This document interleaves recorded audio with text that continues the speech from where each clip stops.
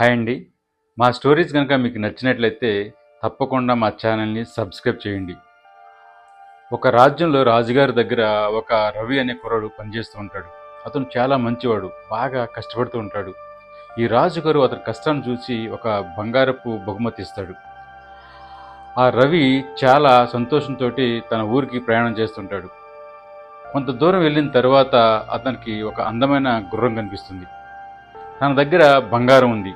ఆ బంగారం అతనికిచ్చి ఆ గుర్రాన్ని కొనుక్కొని ఆ గుర్రపైన ఎక్కి తన ఊరు ప్రయాణం చేస్తూ ఉంటాడు.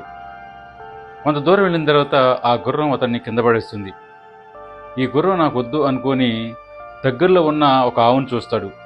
ఆ గుర్రాన్ని ఆ ఆవు యజమానికి ఇచ్చి ఆవుని తీసుకుంటాడు. అది మంచిగా పాలు ఇస్తుంది. కొన్ని రోజులు పాలు ఇచ్చి ఆపేస్తుంది. అప్పుడు అనుకుంటాడు, ఈ ఆవు కూడా నాకు వద్దు అనుకుంటాడు.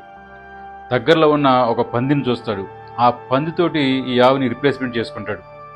ఆ పంది చాలా దుర్వాసన రావడంతో అప్పుడు అనుకుంటాడు, ఈ పంది కూడా నాకు నచ్చలేదని చెప్పి ఒక బాతుతోటి దాన్ని రిప్లేస్మెంట్ చేసుకుంటాడు. ఆ బాతుని చూసినప్పుడల్లా చాలా ప్రశాంతంగా ఉండేది.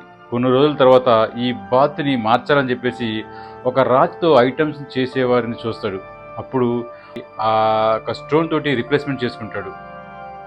ఆ స్టోన్ని తీసుకొని జేబులో పెట్టుకొని ఒక కాలువ దాటుతూ ఉండగా అది జారి ఆ నదిలో పడిపోతుంది. అప్పుడు దాన్ని చూసి చాలా బాధపడతాడు. అప్పుడు రవి ఒక్క నిమిషం ఆలోచించి తనలో తాను నవ్వుకుంటూ డ్యాన్స్ చేస్తూ ఉంటాడు ఆ నది పక్కన. అప్పుడు అతనికి ఒక అర్థమవుతుంది, నిజమైన ఆనందం అనేది మనం చూసే వస్తువులో లేదు, అది మనలోనే ఉంది. ఒక్కొక్కసారి మన దగ్గర అన్నీ కోల్పోయినప్పుడు మనం ఏంటో అనేది చూపగలుగుతాము. మనం ఎప్పుడు కూడా మన వస్తువుల కోసం పోరాడకూడదు. మన చుట్టుపక్కల ఉన్న అందాల కోసం మనం పోరాడకూడదు. మనం హ్యాపీగా ఉండాలంటే మనం ఉన్న దానితోనే తృప్తి కలిగి ప్రశాంతంగా ఉన్నట్లయితే మన జీవితం చాలా బాగుంటుంది.